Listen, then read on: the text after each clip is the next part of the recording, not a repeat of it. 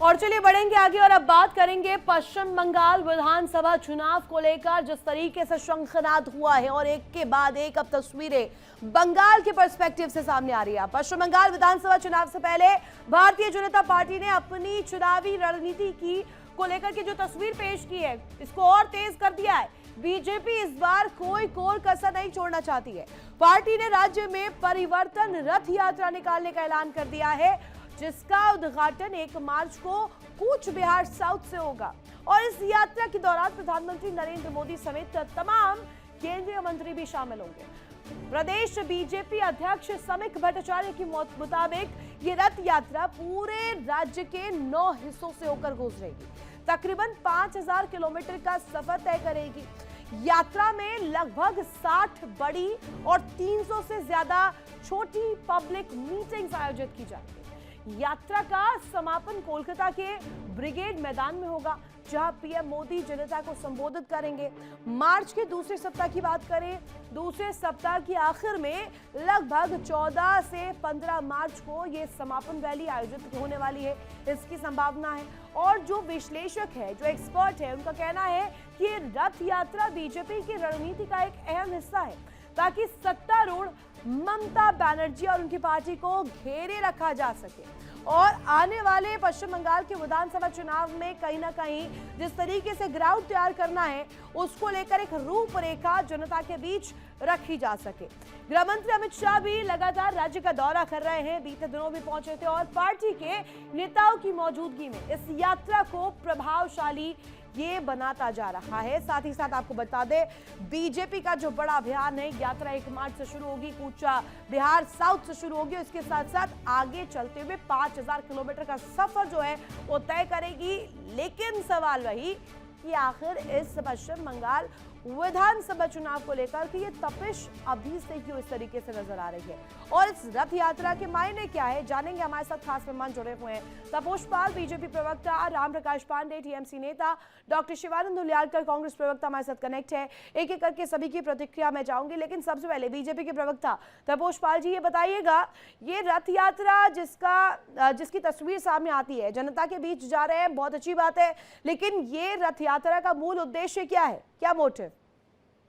देखिए, सबसे पहले तो आज आरएसएस के जो द्वितीय सरसंघचालक थे माधवराव सदाशिवराव गोलवलकर जी की जयंती है।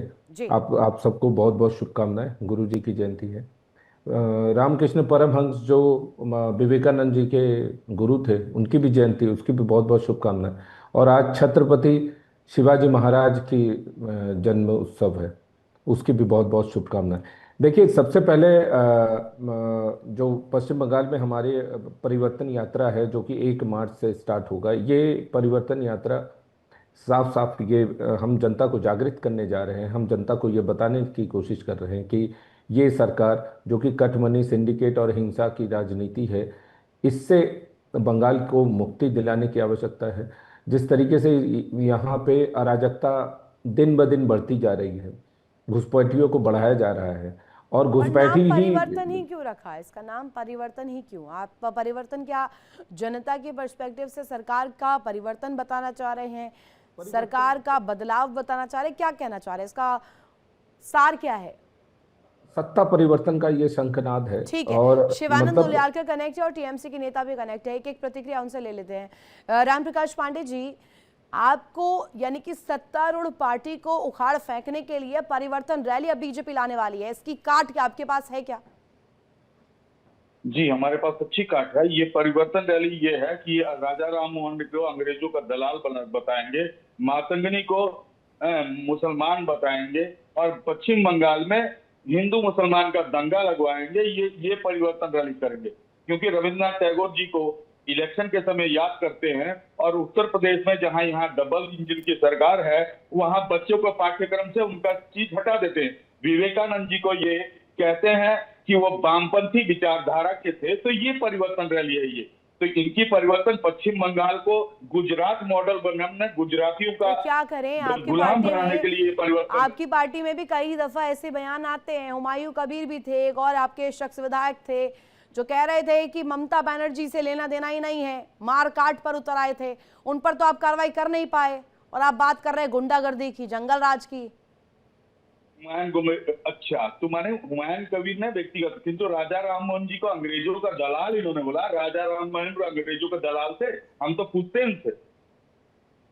जिस रविन्द्रनाथ टैगोर जी का नाम लेते हैं, जपते हैं माला, उस रविन्द्रनाथ टैगोर उत्तर प्रदेश में क्यों उनके बच्चों के पाठ्यक्रम से निकाल दिया? क्या वहां छोटा ही दिखा दिया? हमारे प्रधानमंत्री बंकिम चंद्र चट्टोपाध्याय, जिसके वंदे मातरम लेके चल रहे हैं, उनके देख रहा हूं उनको बंकिम दा बोलते हैं। उनके कद के बराबर हो गए हैं क्या?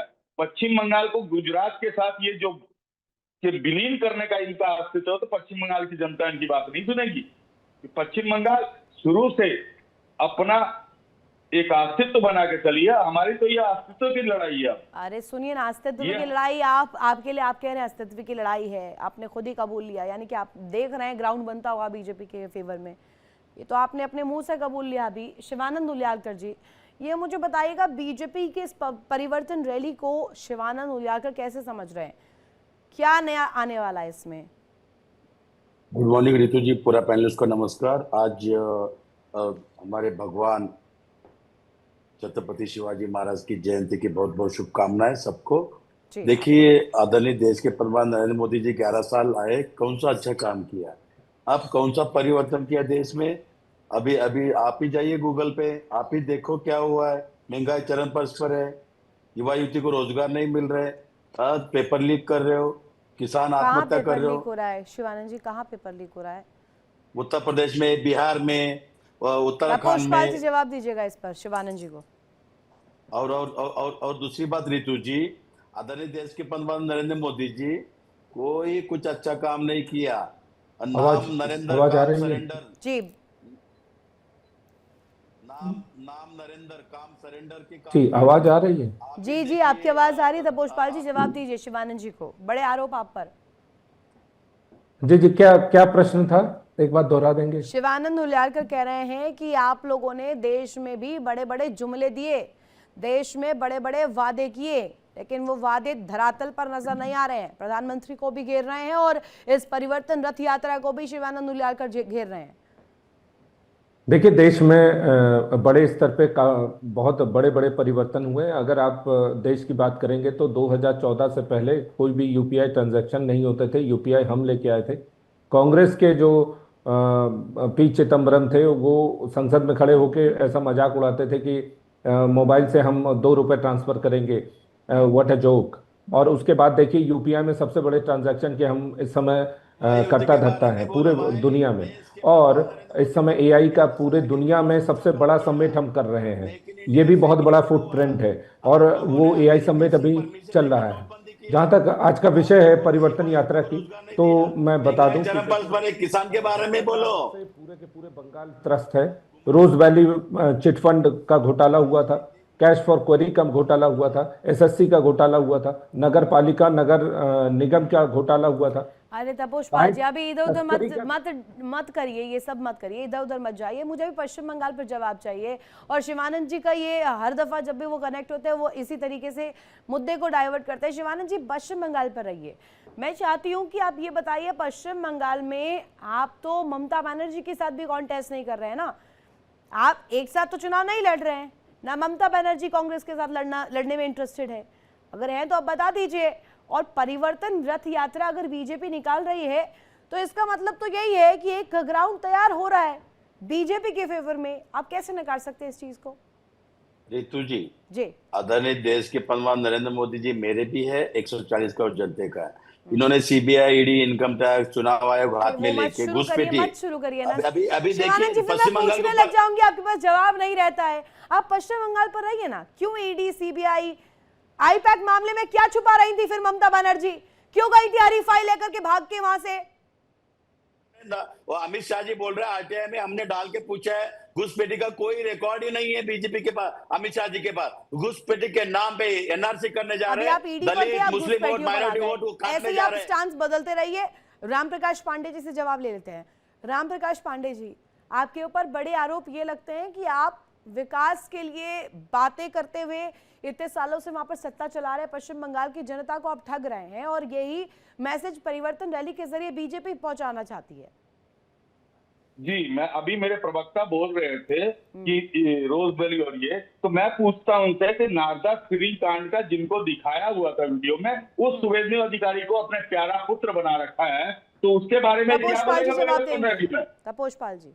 हैं? देखिए, ठीक है, आज उस सुवेंदु पश्चिम अधिकारी बंगाल में में हर एक व्यक्ति के ऊपर 80,000 रुपए का कर्जा है, लेकिन ममता बनर्जी ने हर एक युवाओं को वहां पे 1,500 रुपए लेने के लिए जो है लाइन पे खड़ा कर दिया है। ये 1,500 रुपए युवाओं को दे के कौन सा रोजगार बढ़ा रहे हैं? भीख देना ठीक है कि रोजगार बढ़ाना ठीक है? एक इंडस्ट्री बताइए जो कि आया है। टाटा का ये विरोध करती रही हैं, जमीनें खाली पड़ी रहीं, वो खाली पड़ी जमीनों पे कभी जो है इंडस्ट्री नहीं आया है। वहाँ के मजदूर से लेके पढ़े लिखे वर्ग तक, यहाँ तक कि बिजनेसमैन, सबको वेस्ट बंगाल छोड़ के बाहर जाना पड़ा, पलायन करना पड़ा।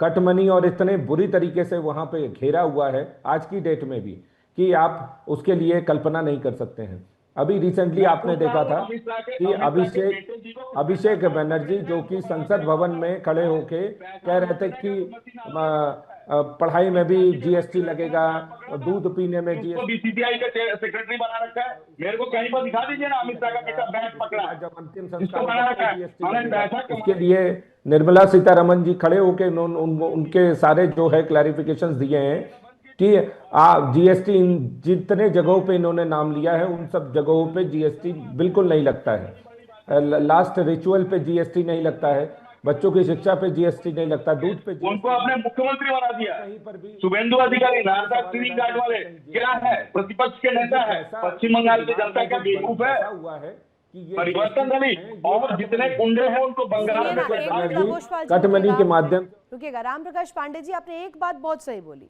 कि पश्चिम बंगाल की जनता बेवकूफ नहीं है, मूर्ख नहीं है, वो भी जानती है कि गुंडा राज को खत्म करके हमें भी एक अच्छा शासन लाना है।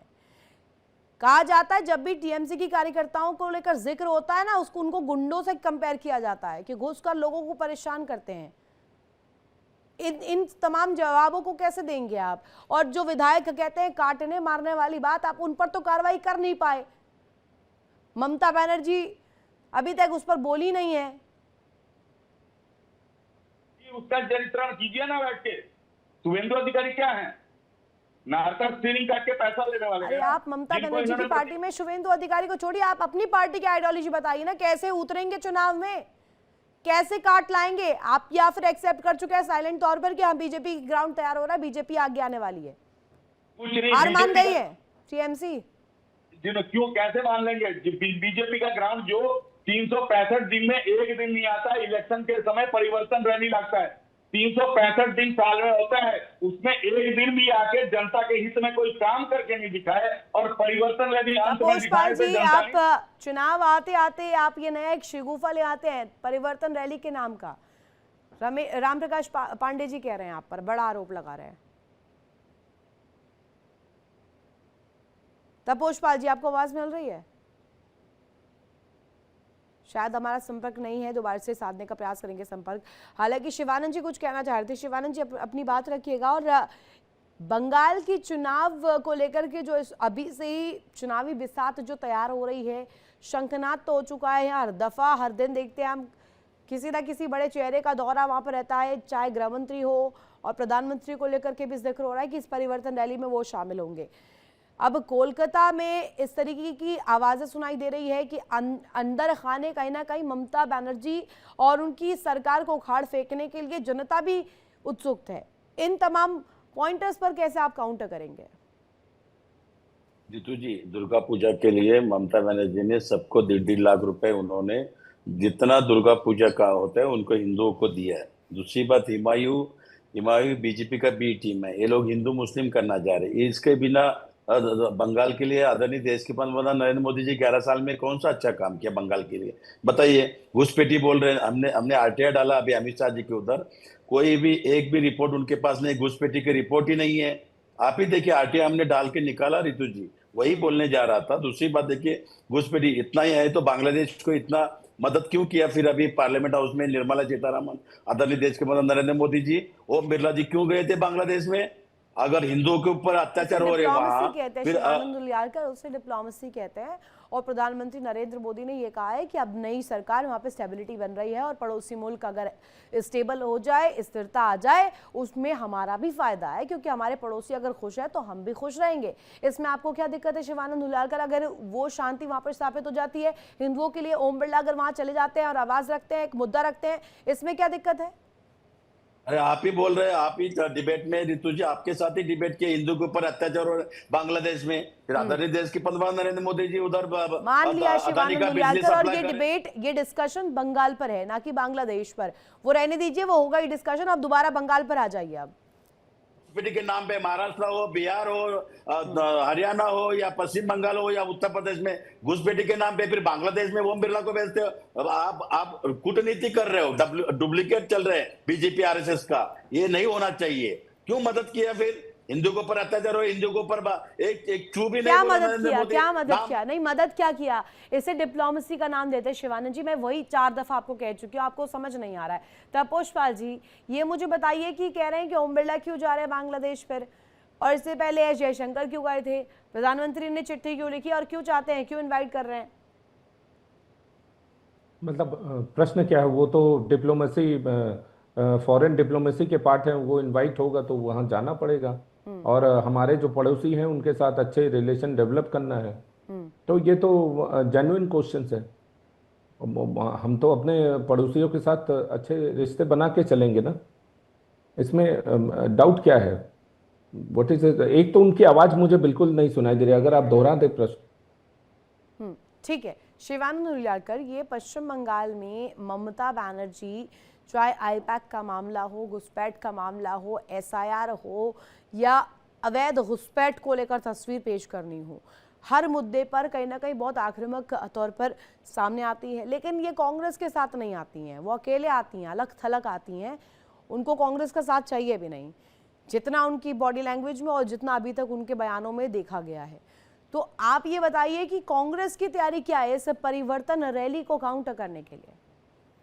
देखिए, गुड क्वेश्चन रितु जी। हमको कोई ममता या समता का या मोदी साहब का किसी का सपोर्ट नहीं। कांग्रेस जमीन पे उतरे है। कांग्रेस जमीन पे उतर के माइनॉरिटी, दलित, आदिवासी, किसान, उनके साथ हम जुड़ के हम कांग्रेस अकेले चलने के लिए हम सक्षम है, और पूरी तरह से हम ताकत से उतर के हम अच्छा काम करके दिखाएंगे। हमारे नेता एलओपी जननायक राहुल गांधी जी, मल्लिकार्जुन खड़गे जी, हम पहला इंडिया गठबंधन से बात करेंगे।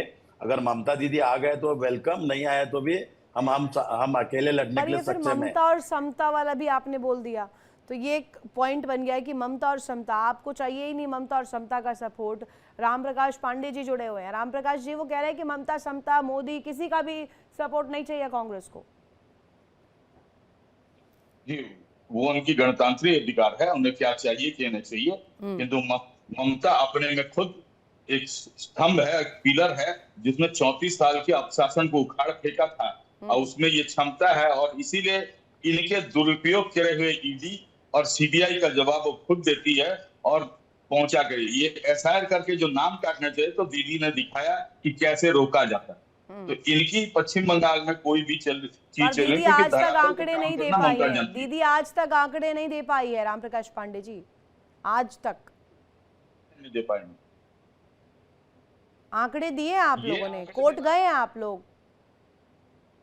क्यों क्या मूव करते हुए दीदी को देखा नहीं एसआईआर के विरुद्ध में? दीदी ने कैसे मूव किया? मूव करने से, पॉलिटिकल एजेंडे को सड़क पर लाने से कभी एड्रेस नहीं किया जाता है। इलेक्शन कमीशन की शिकायत को लेकर के तस्वीर आती है, शिकायत दर्ज करवाइए और वहां जाकर अपनी आवाज को बुलंद करवाइए। कीमती वक्त देने का आप सभी के लिए सभी का बहुत शुक्रिया, और डिस्कशन में शामिल होने के लिए भी शुक्रिया। हालांकि वक्त इतना ही मेरे पास था। यार रुकेंगे छोटे से ब्रेक के लिए, ब्रेक के उस पार भी खबरें लगातार जारी है। देखिए इंडिया डेली 24/7 अब आपकी स्मार्ट टीवी पर। इंडिया डेली मौजूद है सभी डिजिटल प्लेटफॉर्म पर लाइव और लगातार। इंडिया डेली 24/7 हर दिन राष्ट्र को समर्पित।